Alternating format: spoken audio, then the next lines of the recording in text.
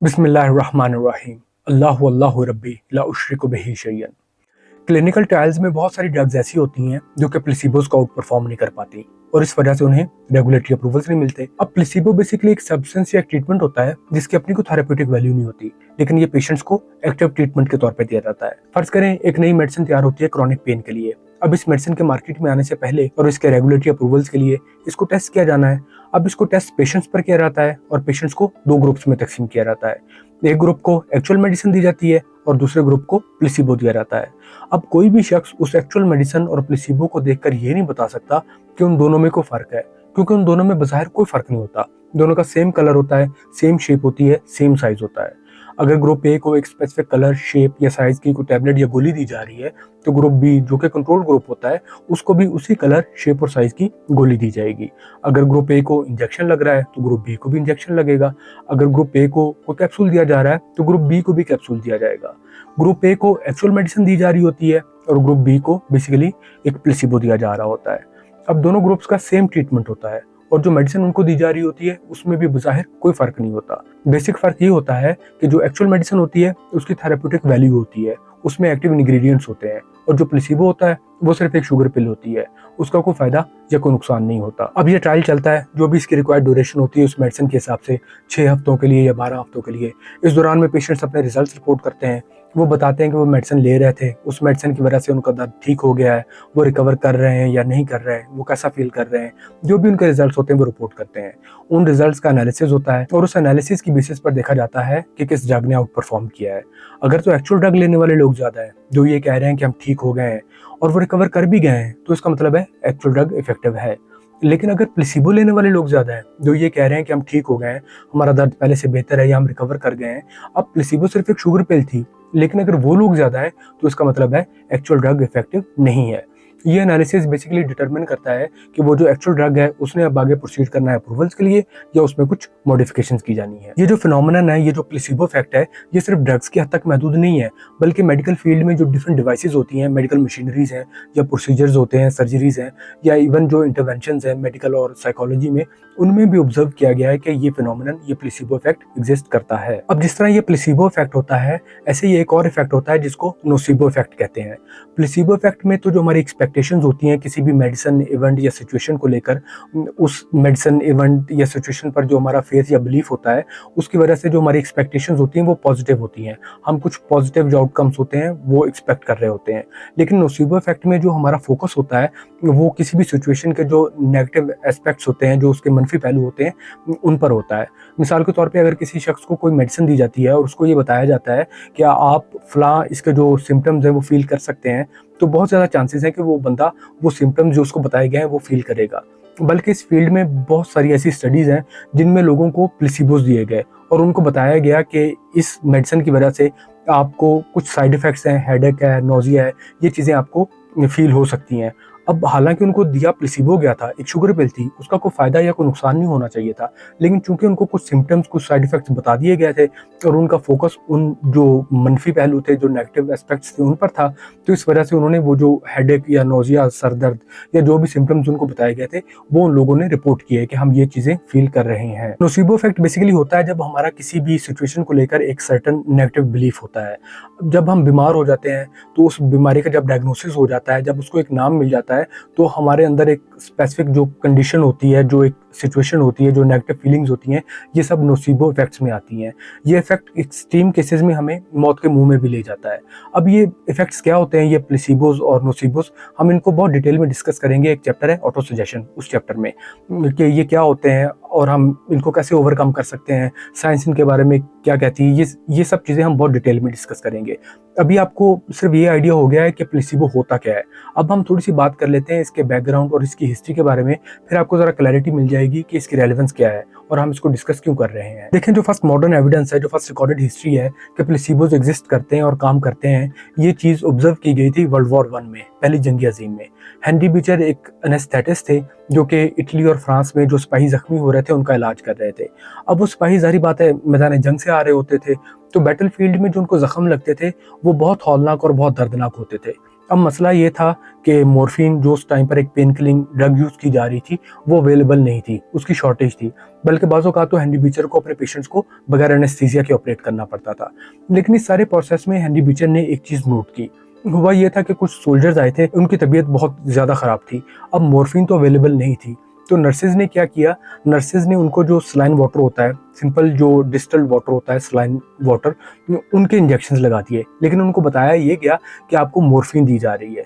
अब सोल्जर्स को लगाए सलाइन वाटर के इंजेक्शंस गए, लेकिन वो एक्सपेक्ट कर रहे थे कि हमें मॉर्फिन दी गई है तो उसकी वजह से हमारा जो दर्द है वो कम हो जाएगा, हम रिकवर कर जाएंगे।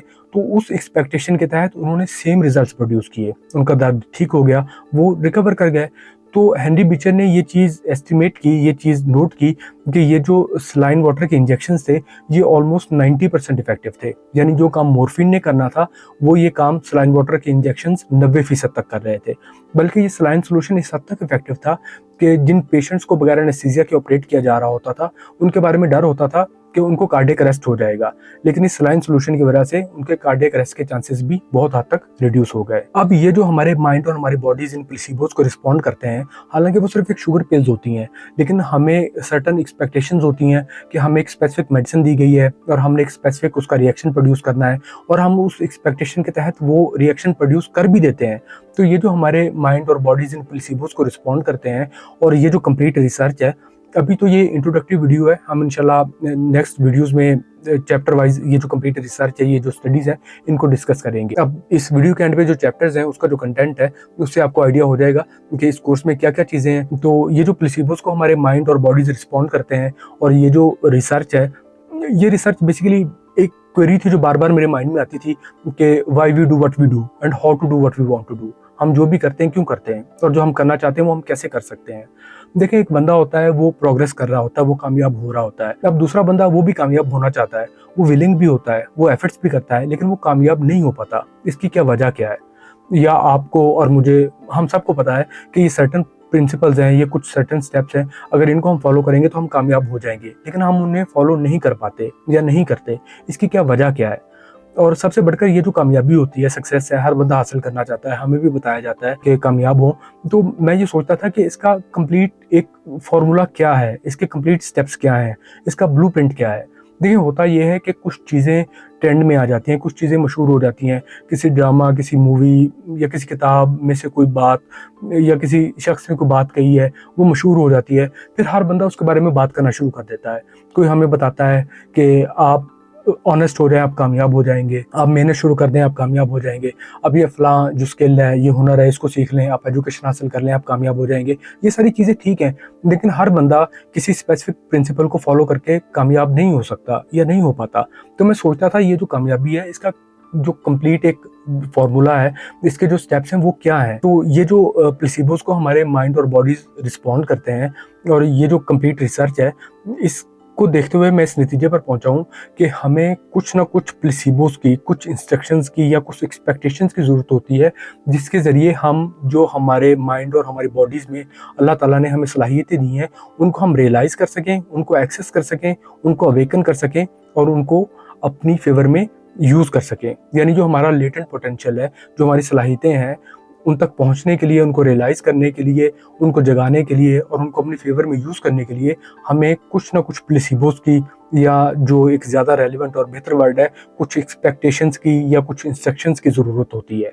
अब ये जो कोर्स है, ये बेसिकली आपके लिए उन प्लेसिबोस का, उन इंस्ट्रक्शंस का, उन एक्सपेक्टेशंस का काम करेगा। मैं आपको एक मिसाल देता हूँ। एक काफ़ी मशहूर कॉल है, आप सबने सुना होगा, life is happening for you not to you. Life is happening for you not to you. ये हमें बताया जाता है कि ज़िंदगी आपके लिए प्लान की गई है, ज़िंदगी आपको सपोर्ट कर रही है, ज़िंदगी आपकी फेवर में चल रही है, ये आपको डिस्टर्ब नहीं कर रही, आपकी राह में रोड़े नहीं अटका रही, आप पर असरअंदाज नहीं हो रही। Life is happening for you not to you. अब इसका क्या मतलब है और इसको हम कैसे अपने फेवर में यूज़ कर सकते हैं?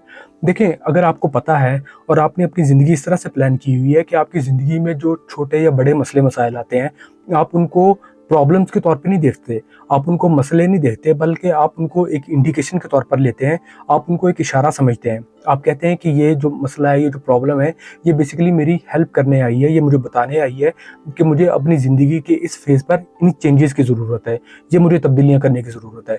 अगर तो आपने अपनी ज़िंदगी इस तरह प्लान की हुई है, क्योंकि हम में से अक्सर लोग, बल्कि हम सब लोग उस वक़्त तक चेंज नहीं होते जब तक कि हमें ज़रूरत महसूस नहीं होती। अब वो जो ज़रूरत है वो किसी लॉस की सूरत में भी हो सकती है, कोई हमारा नुकसान हो गया, या किसी बीमारी की सूरत में भी हो सकती है। तो ये जो छोटे मसले मसाइल होते हैं, इवन बड़े जो मसले हैं, बड़ी जो प्रॉब्लम्स हैं, उनकी भी ज़रूरत नहीं है। ये जो छोटे मसले हैं, ये भी हमारे लिए उन प्लेसिबोस का काम कर सकते हैं। अब होना ये चाहिए कि जब हमें कोई प्रॉब्लम फेस करना पड़ती है, तो बजाय इसके कि हम वो टाइम गुजारें और दोबारा फिर वही ज़िंदगी गुजारना शुरू कर दें, ये करने के बजाय हमें कुछ ना कुछ प्रिंसिपल्स क्रिएट कर लेने चाहिए, कुछ हमें असूल बना लेने चाहिए, ताकि दोबारा आने वाली ज़िंदगी में हमें वो जो मसला पेश आया था या जो हमें प्रॉब्लम फेस करना पड़ी थी, वो दोबारा हमें पेश ना आए। अब ये सिर्फ एक एग्जांपल है कि किस तरह से जो इंस्ट्रक्शंस या एक्सपेक्टेशंस हम खुद को देते हैं, वो हमारी बेसिकली मदद कर रही होती हैं। यानी जो हमारी ज़िंदगी में जो हमारे मसले मसाइल आ रहे होते हैं, उनसे भी कुछ वैल्यू ड्राइव करने के लिए हमें कुछ ना कुछ इंस्ट्रक्शंस की या एक्सपेक्टेशंस की ज़रूरत होती है। यही वो एक तरीका होता है जिससे एक बंदा सीखता है और आगे से आगे बढ़ता जाता है, और जो दूसरा बंदा जिसको नहीं पता कि मैंने कैसे इस चीज़ को टैकल करना है, वो पैरालाइज हो जाता है, नाकाम हो जाता है। ये वो तरीका जिससे आप सीखते हैं कि life is happening for you, not to you. ज़िंदगी आपके लिए प्लान की गई है, ज़िंदगी आपकी फेवर में चल रही है, ज़िंदगी आपको सपोर्ट कर रही है, आपको डिस्टर्ब नहीं कर रही। Life is happening for you, not to you. एक किताब है रे डालियो की, उसका नाम है प्रिंसिपल्स। अब उस किताब में जो रे डालियो चीज़ें डिस्कस कर रहे होते हैं, उसका जो सब्जेक्ट्स हैं वो तो काफ़ी वास्ट हैं। उसमें वो लाइफ, मैनेजमेंट, इकोनॉमिक्स, इन्वेस्टिंग, इन सब चीज़ों पर बात कर रहे होते हैं। लेकिन जो उनका बेसिक मैसेज है वो ये है कि ये सारी जो चीज़ें हैं, ये जो सारे एस्पेक्ट्स हैं हमारी ज़िंदगियों के, ये कुछ ना कुछ प्रिंसिपल्स पर बेस्ड हैं, और हम उन प्रिंसिपल्स को सीख सकते हैं। रे डालियो बेसिकली ये कहते हैं कि हमें अपनी ज़िंदगी और अपने जो काम है, हमारी जो जॉब्स हैं, उनमें कामयाब होने के लिए सबसे पहले तो जो हमारे पैटर्न्स हैं, जो हमें बार-बार पेश आते हैं, जो हमारी ज़िंदगियों में कुछ पैटर्न्स रूनुमा होते हैं, सबसे पहले तो हमें उन्हें आइडेंटिफ़ाई करना होगा। फिर उनसे हम सीखेंगे कि ये क्यों बार-बार हमारी ज़िंदगी में हमें पेश आ रहे हैं। फिर हम कुछ प्रिंसिपल्स बना लेंगे, कि कुछ असूल बना लेंगे कि नेक्स्ट टाइम जब भी ये जो पैटर्न्स हैं हमें दोबारा फेस करना पड़ते हैं, तो इनको टैकल करने में हमें आसानी हो। देखें, हर सिचुएशन यूनिक होती है, लेकिन ऑलमोस्ट 90 to 95% जो सिचुएशंस होती हैं वो सेम होती हैं, रिपीट होती रहती हैं। तो अगर हमें इन पैटर्न्स को आइडेंटिफाई करना आ गया और इनसे हमने कुछ सीख लिया और कुछ प्रिंसिपल्स बना लिए, तो ये बेसिकली हमें एक जो रिलायबल एक फ्रेमवर्क दे देता है कि नेक्स्ट टाइम जब हमें यही पैटर्न फेस करना पड़ेगा, तो हमें उसको टैकल करने में, उसके लिए कुछ डिसीजंस करने में हमें आसानी होती है। अब पैटर्न्स क्या होते हैं, यह अभी हम थोड़ी देर में डिस्कस करते हैं। रे डालियो की ये जो बुक है, इसकी जो टीचिंग्स है, उसका जो बेसिक थीम है, जो मैसेज है, वो ये है कि फर्ज करें आप अपने लिए गोल सेट करते हैं, अब उसको अचीव करने के लिए आप चल पड़ते हैं, तो आपको कुछ ना कुछ प्रॉब्लम्स ज़रूर फेस करना पड़ेंगी। अब बजाय इसके कि जब आपको वो प्रॉब्लम्स या मसले फेस करना पड़े तो आप पैरालाइज हो जाएं, साइड पर बैठ जाएं, नाकाम हो जाएं, ये करने के बजाय आप इन्वेस्टिगेट करें कि वो आपको इश्यूज फेस क्यों करना पड़े हैं। फिर आप कुछ प्रिंसिपल्स बना लें ताकि वो इश्यूज आपको अव्वल तो दोबारा फेस ना करना पड़े, या अगर वो प्रॉब्लम्स या इश्यूज दोबारा आपको फेस करना भी पड़ जाए तो आप उनको आसानी से, टाइमली, इफेक्टिवली उनको ओवरकम कर सकें। फिर आप अपने लिए एक नया गोल सेट करते हैं, फिर आप आगे बढ़ते जाते हैं, फिर एक और बड़ा गोल अपने लिए सेट करते हैं, और फिर इस तरह आप आगे से आगे बढ़ते जाते हैं।